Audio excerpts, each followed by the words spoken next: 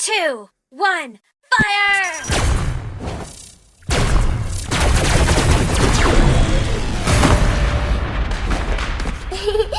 To me, fun is all that matters.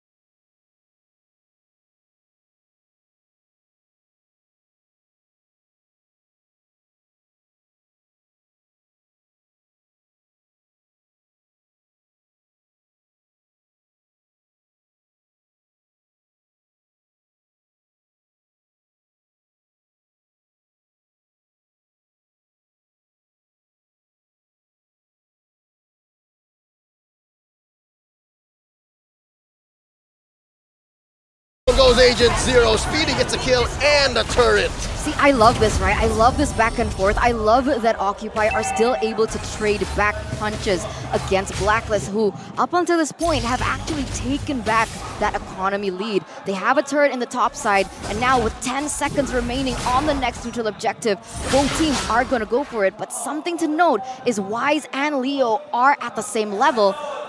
Lancelot, Fredrin, who has a better chance getting that turtle? Whoa, whoa, whoa, whoa. I mean, I would say that it's pretty 50-50 as of right now. Wise now has quite a clear advantage being the level up, but notice the positions from Occupy. Oh, Wise comes in with a taunt and then knock off the final slash. Agent Zero pops one. Smile goes down. Now Maro out of position. Look at how deep Blacklist is. Oh no, but wait, they cornered off Maro. They're going in. Edward, can he get it? And that's gonna be it. Not gonna be enough to sustain, and now the Lord is up while Occupy are 2 men down. This is not a good position, especially for Leo. He's gonna try 1v4, but it's looking real grim here. Oh no, they're gonna pop him. Speedy makes the most of it down bottom. That's gonna be the Lord over the Blacks International, but they will have to concede this bottom lane tier to 1 turret. And even then, it's not much of a loss, right? 2,000 gold lead already, and it's not just about the numbers, right? It's about the map control that they already have built for themselves. And one of the main things that Blacklist needs is that map control to utilize these pushes to be able to get into that back line and just prevent that damage from Smile from getting onto the members of Blacklist. Yep, and now with the Lord pushing down on all sides, Lord Empowered Minions pushing it down from all sides, everywhere. Blacklist International, notice that the movements coming up from specifically Owl, he feels like he's going to get targeted again. And even for Edward, he doesn't mind too much, but at least with Wise fishing for that information, knowing that at the very least he can withstand the damage, and it doesn't really matter, he's got an early immortality, makes it even more of a reason why opening the map for him is going to be the best solution. Interesting. An early immortality for the Fredrin at 9 minutes. Well, I wonder how many items he's built up. Now Blacklist threatening this mid lane tier 1. Look at the back line. The sandwich play from the duo Edward and Wise. Now forcing a flicker away from Alpho as he goes for the split. And down bottom, it's Smile. Up top, it's Leo. Occupy seem to be scrambled. Yeah, it doesn't look like they wanted to commit onto that, but they also wanted to look for something else on the map, but even that they weren't able to achieve it just yet. I'm curious to see what the items are looking like here. Whoa, whoa, whoa, Venus is still able to get out, still sound. Oh my God! There's a knock up onto Alpha. He's not gonna live for long. Yue gets the kill, pushing back all of these members of Occupy behind their tier 2. Man, that's a little unfortunate there. And this is why, especially when you have the Arlet and when you're side lanes, once you unlock him out of it, the mid tier 1s and tier 2s, as much as I would like to emphasize the tier 1 mid being one of the most important objectives on the map to give you access into the jungle, with Arlet's displacement, you can make dives from many different angles and you can make it work. Just remember, it goes from left to right. Oh man, looking at the in-game equipment, right? Very aggressive from the mid laners. Right? I want to emphasize on this because most of the damage should rely on Xavier here in the mid-game before the carry reaches that item power spike, right? Only 2 items for him right now. Not enough damage in my opinion. It is going to feel onto Owl, but other than that... They oblige Alpha. He wasn't expecting that much damage. They pop the XP laner. Now let's a concealed play. Look at this underneath. Leo might be off position. Smile goes down. But wait, can Owl survive? There's a final slash from Edward. And now Wise surviving. He does have the immortality. Watch out. Dashing on through. Oh, this is a messy engagement. Wise is separated from the rest of Blacklist. Here comes my Venus and Owl as well. They might pop Owl's immortality. The answer is no, he lives. Leo, though, at 1/10 of his health, they push tier 1. They finally crack open that tier 1. Wise, he doesn't mind. He may be a little low, but the rest of his team should have more than enough damage. And with the passive, he's going to regenerate with not Sky Guardian's helmet, the Guardian's helmet, back to where he needs to be. But more importantly, do they really need this Lord? Personally, I don't feel like they want it. They want Occupy to walk out of their base. They want Occupy to get wiped out so they can finally finish this off. But notice that even Occupy don't want the Lord. They recognize that they could potentially lose a fight. Play to your strengths. You have a Kaja. Look for those angles. Yeah, they want to be masters at baiting right now, right? They needed to be able to bait Occupy to be able to get more on the board. And like you mentioned, they realize that Speedy just centralizes his focus on these objectives. Edward, the only one in the base to defend. Oh, those are 3 3 big siege minions. Edward has to do some work.